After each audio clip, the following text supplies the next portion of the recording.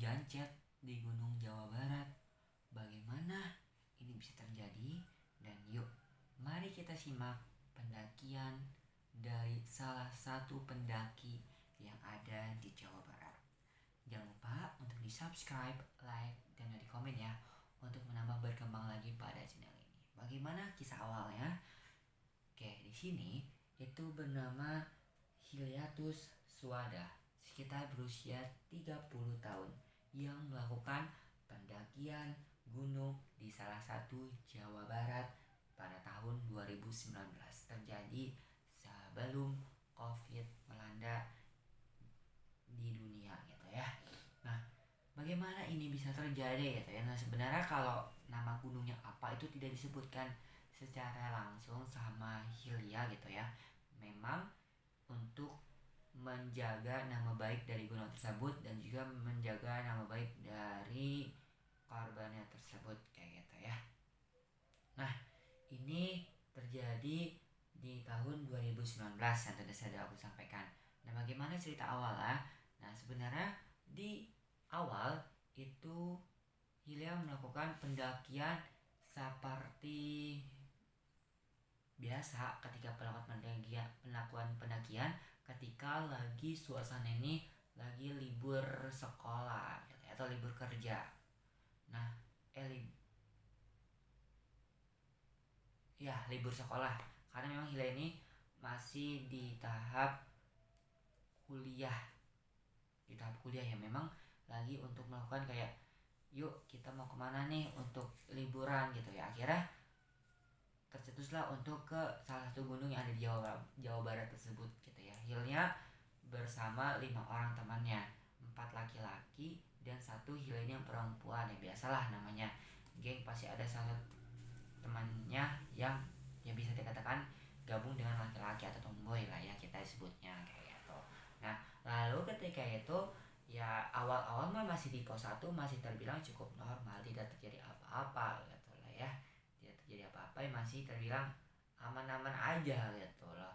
Nah, lalu di pos 2 masih terbilang aman, di pos 3 itu ketemu pos 2 atau pos 3 gitu loh ya, ketemu dengan salah satu pasangan laki-laki dan juga perempuan kayak gitu. Dan memang itu terbilang masih cukup aman gitu loh, nggak terjadi apa-apa gitu, kayak nyapa biasa gitu, hei kak, sama pasangannya ya, iya nih berdua gitu. Nah, masih terbilang aman karena kan masih ya nyapa, tegur sapa saja di sekitar sana gitu loh ya, dengan pasangan tersebut gitu loh ya, melakukan pendakian yang memang pas itu si cowoknya ini itu mengatakan gitu kayak, oh ya kan memang kita baru pertama kali nih ke sini gitu loh, memang berdua aja dengan pasangannya, dengan pacar aku gitu loh ya. Memang karena alasannya memang ya baru pertama juga, dan juga memang mau menghabiskan waktu liburan di gunung tersebut kayak gitu. Nah, udahlah, naik gunung ketiga, pos ketiga masih terbilang tidak ada apa-apa. Nah, baru di pos keempat ini itu si seorang perempuan tadi itu tiba-tiba menangis dan juga minta turun ke pacar tersebut kayak. Dan itu memang kan ketemu gitu loh ya, pas ketika nangis tuh ketemu sama Hilya dan rombongannya kayak nangis tiba-tiba dan yang meminta untuk turun kayak tuh, karena memang ya pasti dia baru pertama kali, dan juga memang kata Hilya tersebut memang jalur dari pendakian di salah satu gunung Jawa Barat tersebut memang itu tidak cukup mudah, tidak cukup, aksesnya tuh sangat sulit untuk dilalui gitu loh ya. Memang memakan perjalanannya ini sekitar 2-3 jam ke satu pos ke pos yang lain, dari satu pos ke pos yang lain gitu loh ya. Memang tidak mudah itu dilaluinya. Makanya harusnya kenapa enggak gunung yang terbilang masih pemula aja, karena kan ya harus mengetahui gitu lah, karena mungkin si cowoknya ini memang udah sering gitu lah ya melalui apalagi gunung-gunung yang ekstrim yang memang terbilang ini sudah dilalui oleh beberapa orang. Tapi kan kenapa tidak memahami seseorang sih untuk mengetahui belakang ini pacara tersebut gitu loh ya. Nah udah di situ coba untuk ditenangi, dibantu sama Hilya, terus juga sama pacara tersebut, dan coba sebenarnya di sana ada upaya peduli dan care juga sama rombongan dari Hilya tersebut, kayak coba sini aku bawain aja tasnya dari si cewek tersebut, nggak apa-apa kita bantu.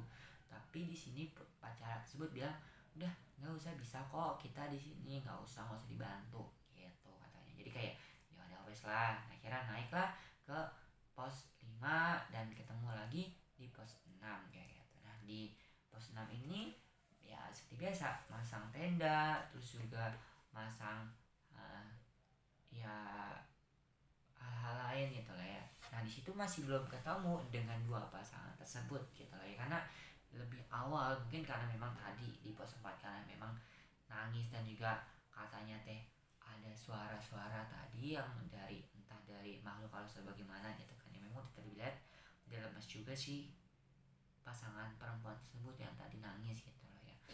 Nah lalu ketika itu ya pasang tenda belum ketemu, akhirnya beberapa menit kemudian itu ketemu sama pasangan tersebut. Kayak ada kali kata Hilya tersebut mengatakan kayak ada kali sekitar 50 meter dari pandangannya itu pasang tenda juga, dan itu memang kan katanya kesulitan juga gitu loh.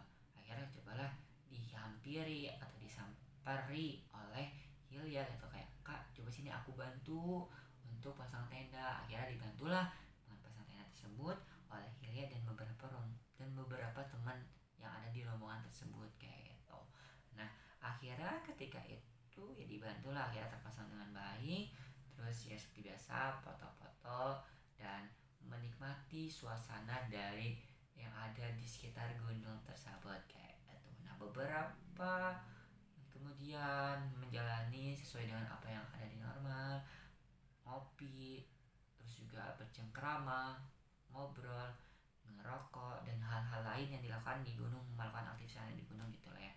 Nah ketika di jam-jam sudah menjelang sore itu ya tidak terjadi apa-apa, lalu menjelang malam atau malam hari sekitar jam 10-an itu Hilya mendengarkan ada sebuah peristiwa yang tidak biasa. Nah sebenarnya Hilya itu mengatakan kayak temannya dulu sih yang enggak gitu loh ya, yang kayak sadar gitu. Hil, itu suara apa? Itu ada suara horor tuh. Nah sebenarnya mengisyaratkan suara horor tersebut itu ya terjadi hal-hal yang berhubungan badan tersebut gitu loh ya, dari teman tersebut, tapi menganalogikannya dengan horor gitu, yang memang sebenarnya itu ya melakukan hal-hal seperti itu di gunung di jam 10 malam kayak gitu. Ada suara desahan yang memang dilakukan oleh ya pasangan tersebut itu loh ya, kayak ya nggak usah diceritain lah ya, pasti teman-teman bisa tahu juga. Nah ketika itu ya nggak mau menghiraukan, kayak oh mungkin hanya apa ya, hanya bayanganku aja gitu lah, hanya sekedar kayak apa ya namanya aluminasi, bukan aluminasi ya, hanya sekedar kayak bayanganku aja gitu loh ya. Ini kayaknya udahlah nggak usah dianin lah kayak gitu. Nah udahlah, ketika itu nggak mau melakukan menghampiri tenda tersebut, ya udah akhirnya tidur aja lah, karena memang ya mungkin ini ya persepsi rombongan Hila itu mempersepsikan oh mungkin ini pasangan halal mungkin ya yang melakukan hal seperti ini gitu. Nah akhirnya ya udahlah ditinggal tidur sama Hilya dan rombongannya kayak gitu. ketika bangun pagi hari, nggak pagi hari juga sih, sekitar jam 3 pagi, yaitu ya bangun menikmati sunset yang ada di gunung tersebut. Terus ya ya udah bangun, terus juga menikmati sunset.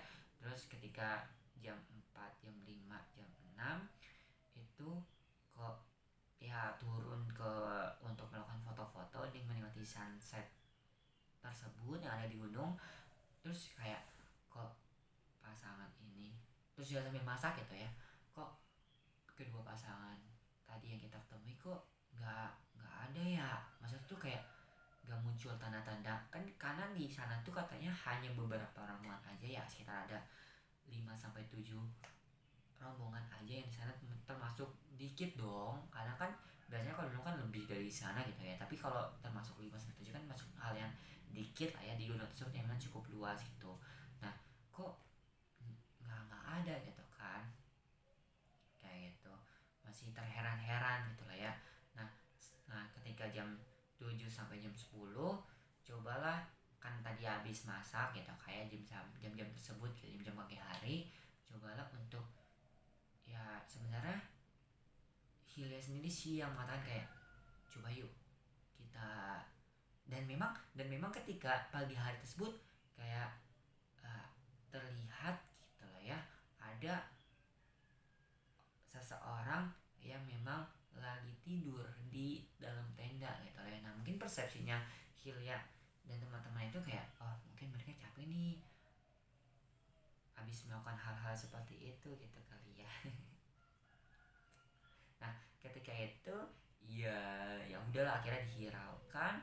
Dan ketika masak, dan tadi coba untuk masak, dan ya karena biasanya kalau masak kan, karena katanya Hilya di beberapa gunung itu seberapapun masak yang dimasak itu pasti makannya hanya sedikit gitu, hanya disisakan. Akhirnya coba untuk berbagi ke pasangan tersebut gitu lah ya, dibawakan gitu ya sebekal nasi dan juga lauknya yang coba untuk berbagi ke pasangan tersebut gitu. Mungkin kan memang mereka masih tidur kali di sana, dan ketika di sana itu dibawakan ke tenda tadi, bawakan, dan itu membawa teman Hilya tersebut, salah satu cowoknya gitu lah ya. Dan itu sambil memvideokan bisi mereka ini masih Allahu Akbar melakukan hal-hal seperti itu gitu sampai pagi hari kayak gitu. Nah bawakan sambil di video, masuk ke dalam, mau nge-slating si si tenda tersebut sambil memvideokan. Terus dibukalah si tenda tersebut, dan ketika dilihat, nauzubillah min zalik, telah terjadi istilah ini gancet itu seorang laki-laki itu berada di bawah. Mohon maaf ya ini ya, kita mencoba pembahasan secara kedokteran. Laki-laki berada di bawah, terus perempuan itu ada berada di atas. Nah memang itu lagi ya inilah Yorjiun lagi berpelukan gitu lah, kayak ya gini gitu lah ya, kayak gitu. Nah itu ya di video kan akhirnya kelihatan dong, karena innalillahi wa inna ilaihi rajiun, wah meninggal nih. Terus juga pasti sana kayak Hilya dan temannya tersebut kayak teriak dong, kayak shock gitu lah ya, panik gitu lah. Innalillahi wa inna ilaihi rajiun. Hah? Ya Allah, Allah Akbar kabiro. Ini kenapa? Ih sumpah. Hah? Ini beneran ini terjadi? Hei.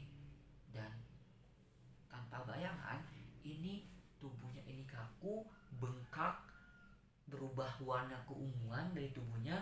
Terus juga disebabkan karena suhu dingin dan juga karena rigor mortis, dan suhu dinginnya ini, dan karena suhu dingin juga gitu lah, dan matanya membuka secara lebar gitu lah. Jadi kayak pasti itu dihampiri juga dengan beberapa teman Hilya tersebut. Dan ya ketika itu kayak ketika udah dilihat kayak udah yuk sama teman-teman yang tadi video itu, yuk ditutup aja. ya.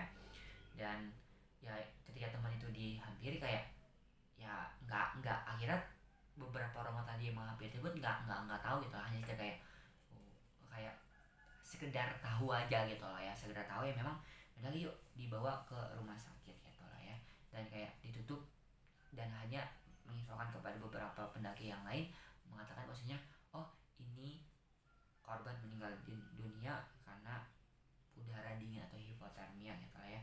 Nah, kenapa ini bisa terjadi gitu lah ya, dan pemicu awalnya itu karena mengalami hipotermia pada perempuan yang memang ini menyebabkan karena pembuluh darah ini membengkak dan juga memicu kejang hebat atau kram pada otot di area intimnya tersebut kayak gitu. Dan kunci yang mematikan itu karena kram yang terlalu ekstrim pada organ intim perempuan menjebak organ intim laki-laki dan juga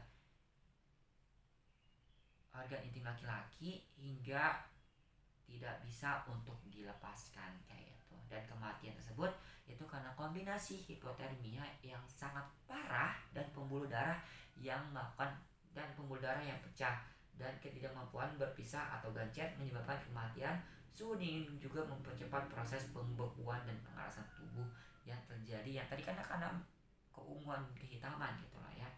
Dan karena kondisinya sudah sangat kaku, jenazah tidak bisa dipisahkan. Nah, ini akibatnya gitu lah ya. Jenazah tidak bisa dipisahkan dengan normal gitu, hingga menyebabkan organ intim laki-lakinya demi kepentingan penguburan organ vital laki-lakinya terpaksa yakni dipotong karena sudah menyatu dengan perempuan, jenazah perempuan tersebut kayak gitu. Dan jenazah perempuan pun dimakan dengan posisi tangan yang kaku seperti ini dan mata yang melebar kayak gitu.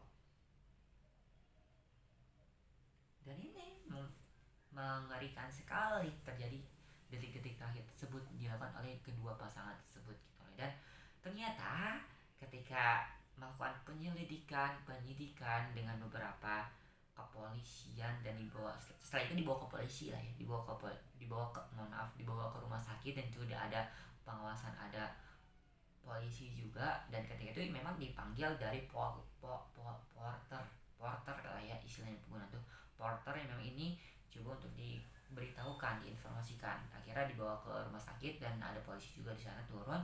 Akhirnya coba untuk usut ternyata memang pasangan ini itu tidak izin secara langsung untuk melakukan pendakian secara berdua gitu lah ya. Memang ya nauzubillah min zalik, berarti memang tanpa izin kedua orang tua yang tersebut untuk melakukan pendakian secara berdua gitu ya. Dan ya berarti bisa dikatakan masih berusia sekitar 17 tahunan dong dari kedua pasangan ini gitu. Karena 2019 gitu ya, udah beberapa tahun yang lalu karena mereka lahir tahun 2000-an gitu ya.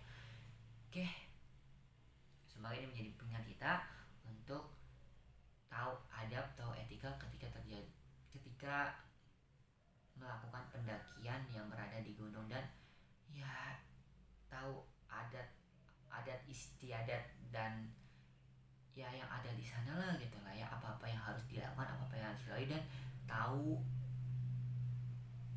tempat melakukan hal-hal yang seperti itu gitu, dan mentaati aturan yang ada di sana gitu lah ya, karena semua tempat itu bersifat sakral dan itu harus dipatuhi dan tahu aturan yang ada di gunung tersebut dan membawa barang dan perlengkapan yang siap gitu ya untuk melakukan